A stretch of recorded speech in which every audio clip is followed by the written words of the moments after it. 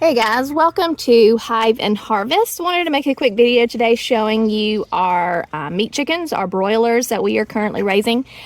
We have here the breed that is called Freedom Ranger. Most common breed that I think is raised for meat chickens is a Cornish cross. And I have never raised those myself, but when I was doing research, there was a lot of information about challenges that you can have with that breed of chicken.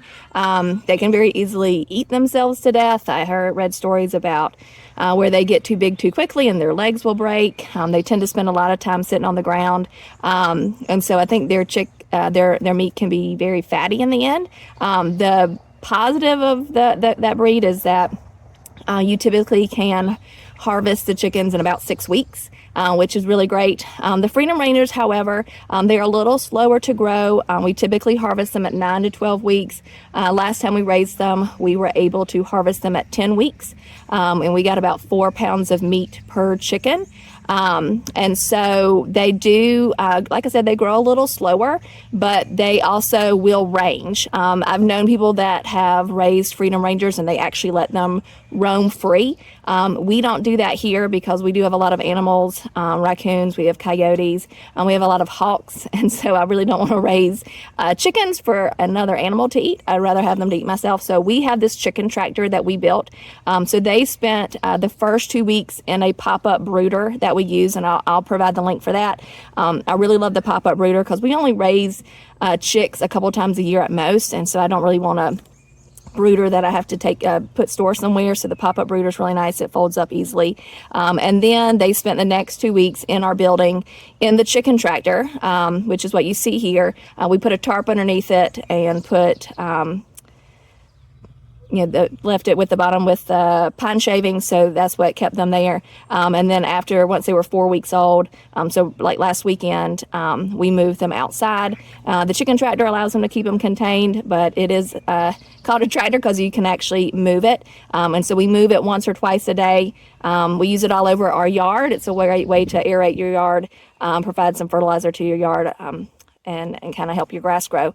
So a couple of features about the chicken tractor. We built this out of some leftover wood that we had, some 2x4s that we split down into 2x2s. We also used some leftover metal sheeting from when our building was built. So we really were able to use a lot of materials that we had on hand, except for the hardware cloth, which I strongly suggest because that keeps predators out, and the actual hardware. So when I originally designed this was a 4 by 6 foot by 2 foot tall. Technically this is the right size for 12 meat chickens because you need about 2 foot of space for each chicken as they grow. I do have 16 chicks in here because that's what the minimum was to order online. So they may get a little crowded as we get towards the end. When I initially built this, I designed to pull using the string.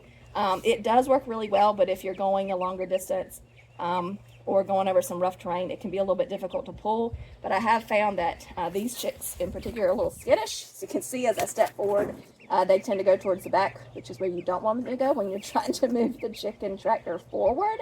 But when I use the rope, since I'm a little bit farther away, they will eventually come to the front, which allows me to move it a lot quicker. So I have the handles though, when I want to lift it and move it that direction. The top comes open, which is really great. So this allows me to get in there, access their feed, change the lamp as I need to. And we built this water with some chicken cups that we attached to a bucket. And I can go into a little bit more detail about those types of things in another video. But this is what we have here. And so that's kind of how our meat chickens grow. We do keep a heat lamp on for a little bit of time. It's March right now here. In upstate South Carolina, we're zone 8A, so we haven't seen temps below freezing at night since I've put them outside, but I know we probably will have another night or two. So the heat lamp's on a timer attached to the cord here, so that way it comes on once it gets dark and stays on overnight and then turns off in the morning. So that way I'm not heating it up and using it all throughout the course of the day. Makes it a little easier for us. So that's the Freedom Ranger chickens. They're about 4.5 weeks old right now.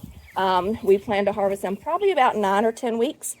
So I'll do another video at that point to see how we do that, because we don't actually pluck the chickens. We skin them and harvest just the meat. and leave the carcass. So it's a little bit different of a process than most people use, but I personally like it. So we'll do a video for that, but this is our Freedom Ranger chickens in their chicken tractor. Thanks.